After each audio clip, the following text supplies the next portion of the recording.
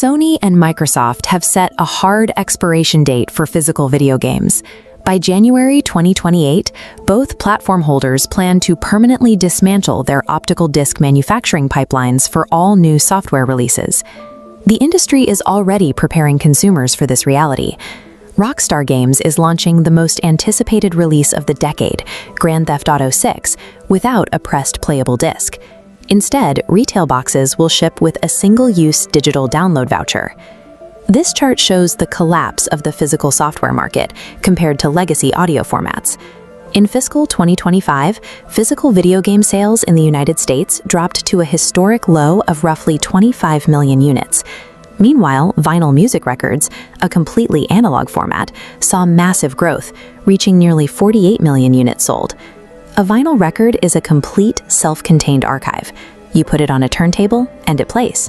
The modern physical video game, however, has been reduced to an incomplete license key that cannot function without a connection to centralized corporate authentication servers.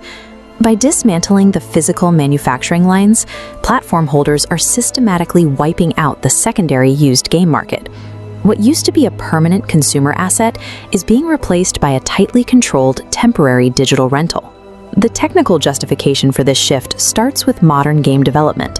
High-fidelity AAA games routinely demand massive storage footprints, with file sizes now ballooning between 150 and 300 gigabytes.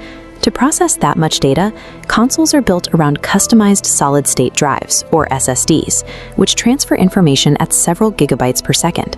Compare that to a standard Blu-ray optical drive, which maxes out at a data transfer rate of around 72 megabits per second. The math simply doesn't work. If a modern game engine attempted to stream its high-resolution assets directly from a spinning optical disc, the data trickle would cause the system to stall, pop in, and eventually crash. Modern consoles treat the physical disc as a transfer medium to copy compressed data onto internal storage. Once the installation completes, the hardware uses the disc only as a local security key to verify the license. Corporate leaders are leveraging these engineering bottlenecks as an alibi to enforce a closed digital ecosystem. Removing the drive secures absolute control over how libraries are accessed, traded, and priced. Shifting to a diskless architecture solves massive logistical headaches for hardware manufacturers. It entirely eliminates the physical marginal costs of goods sold, the pressing, packaging, and shipping, and insulates platforms from global supply chain shocks. To manage the backlash from players holding decades' worth of legacy discs, Microsoft is internally testing an entitlement bridging system codenamed Project Positron. Under this system, a user inserts a physical game into their console. The drive reads a unique string of serialized manufacturing metadata physically pressed into the security ring of that specific disk. The system takes that unique hardware ID and dynamically binds a digital license to the user's Microsoft account. Once registered, you can download and stream the game from the cloud without keeping the disk in the tray. But there is a catch. If that specific physical disk is ever traded, sold, or inserted into a console registered under a different account, the servers detect the new location. The original user's digital license is instantly invalidated and locked out. Project Positron acts as a one-way bridge. It actively neutralizes the used game market by converting a shareable physical asset into a strictly untransferable digital tether. This pivot creates immediate structural obsolescence for high-street video game retailers and boutique physical preservation studios. Without discs to sell or trade, these businesses have no product.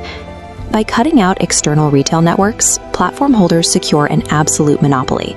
On a closed, digital-only console, the manufacturer dictates the exact pricing, regional availability, and commercial lifespan of every piece of interactive software.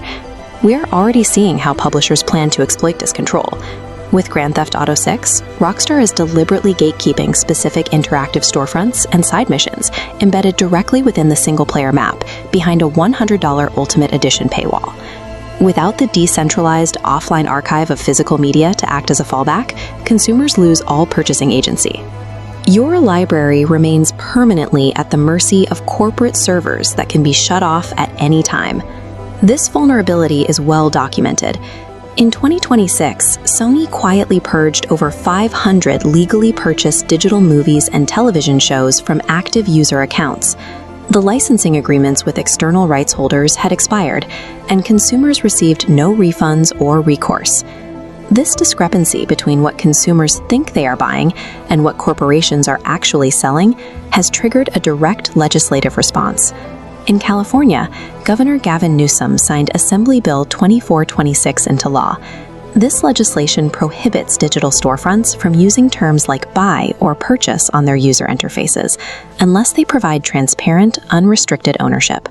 Sellers must explicitly state that they are offering a revocable license, not a permanent product. In Europe, consumer outrage coalesced into a massive grassroots campaign. Organizers gathered over 1.29 million verified signatures, legally obligating the European Commission to schedule formal hearings against publishers who intentionally brick digital software. The campaign's objective is clear: establish clear statutory obligations that force publishers to build offline patches or community-hosted server tools before they retire a game's commercial network.